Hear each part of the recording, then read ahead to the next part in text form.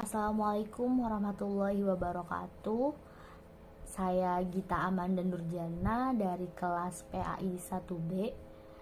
Di sini saya akan menjelaskan materi yang berjudul Ilmu Qososul Al-Quran. Materi yang pertama akan saya jelaskan mengenai definisi dan ruang lingkup Qososul Al-Quran. Secara lughat atau bahasa, Qososu artinya kisah, yakni berasal dari bahasa Arab kisos, yang mempunyai makna cerita, hikayat, atau riwayat.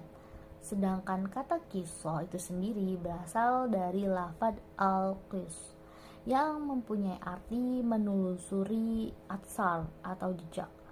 Kisah secara istilah yaitu suatu media untuk menceritakan tentang kehidupan atau sebuah kejadian atau peristiwa satu dengan yang lainnya yang saling berkaitan, dan kisah juga harus mempunyai pendahuluan serta bagian akhir.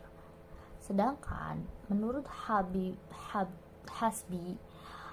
As-Siddiqi mendefinisikan kisah adalah sebuah pemberitaan mengenai masa lampau tentang umat serta menjelaskan jejak-jejaknya.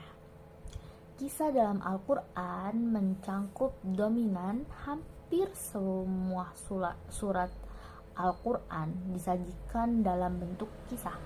Seperti pada surat Al-Baqarah menyajikan kisah pencarian sapi betina yang berwarna kuning keemas-emasan untuk menjelaskan misteri kriminalitas yang dilakukan oleh Nabi Musa alaihissalam dengan seizin Allah.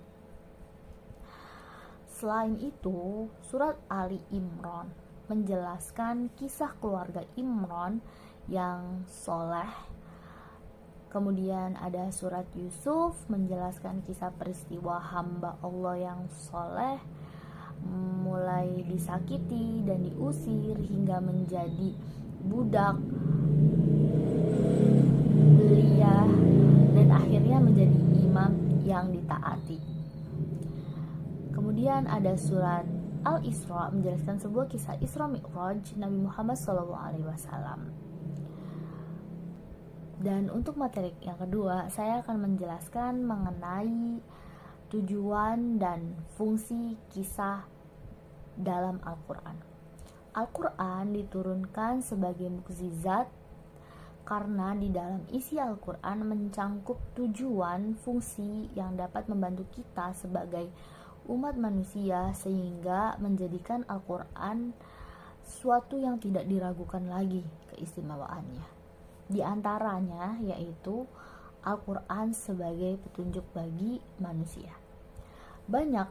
Banyaknya ayat-ayat Al-Quran yang telah memaparkan sebagai suatu petunjuk untuk manusia.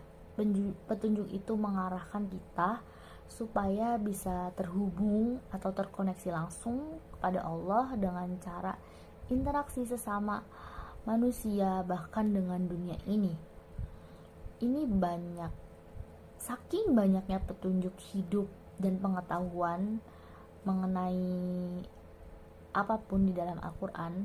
Oleh karena itu, kita harus menjadikan Al-Quran sebagai pondasi dalam melakukan dan menentukan sesuatu. Yang kedua yaitu Al-Quran sebagai sumber utama ajaran Islam. Ya, Al-Quran juga memuat suatu tata cara kita sebagai umat Islam. Di dalamnya memuat pokok-pokok yang menjelaskan kepada kita tentang ketuhanan, ibadah, dan lain sebagainya.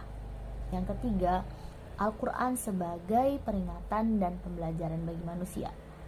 Di dalam Al-Quran memuat kisah-kisah yang bisa kita peroleh pelajarannya, memetik hikmahnya sebagai peringatan supaya kita bisa memperbaiki kesalahan-kesalahan kita yang kita lakukan di masa lampau.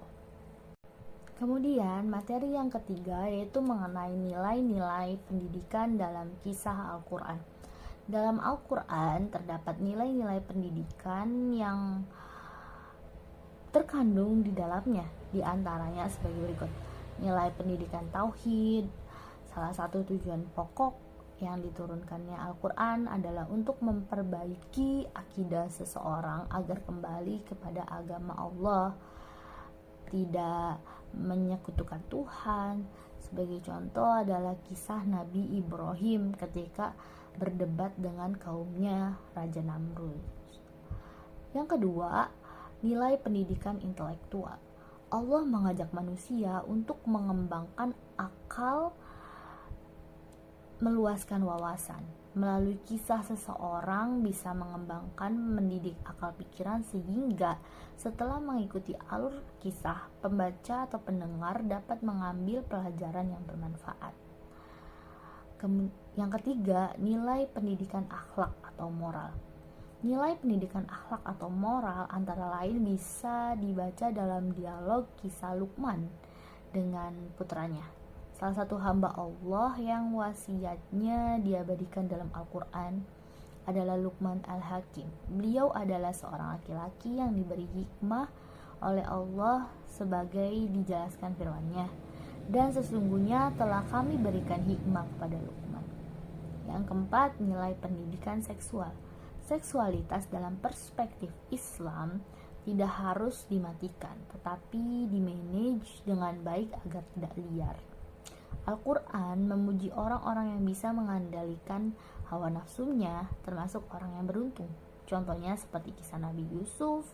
Beliau sosok orang yang bisa mengendalikan hawa nafsunya meski ia sempat digoda oleh perempuan bangsawan yang cantik rupawan. Yang kelima, nilai pendidikan spiritual. Salah satu pendidikan spiritual dalam Al-Quran dapat dicermati dalam kisah Maryam. Ia merupakan sosok perempuan yang sangat menarik untuk diteladani oleh para perempuan-perempuan di masa kini. Sebab ia telah memberikan keteladanan tentang nilai-nilai kesabaran. Materi yang keempat yaitu mengenai jenis-jenis ilmu qasasul Al-Quran. Ilmu qasasul Al-Quran memiliki beberapa jenis. Yang pertama yaitu qasasul Anbiya.